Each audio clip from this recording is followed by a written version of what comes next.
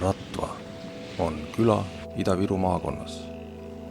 Küla, nagu iga teinegi küla Eestis, kus Elmar niidab õues muru ja Malle lüpsab laudas lehma. Aga selles külas on veel midagi, mis meelitab siia tuhandeid huvilisi üle Eesti. Need on Ratva toruallikad ehk rahvakeeles ka tuntud kui nõiekaevud.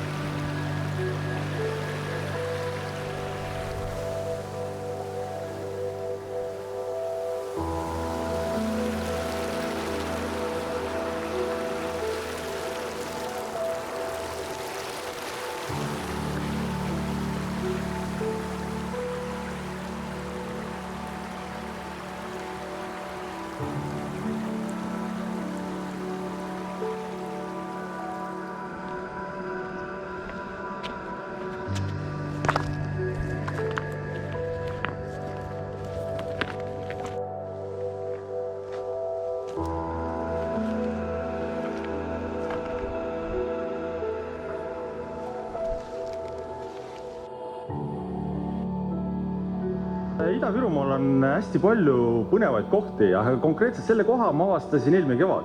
Juhuslikult samamoodi Facebookis nägin inimesed postitavad, mõtlesin, vaatasin kaardi peal, kus kohas asub, tuli siia. Kui kaevandus suleti, siis põllud ujutusid üle ja siis otsustati puurida siia 50-meetrist auku, panna selline poolemeetrine torumaa sisse ja nüüd see vesi siis kaevanduse šahtidest purskab siia üles.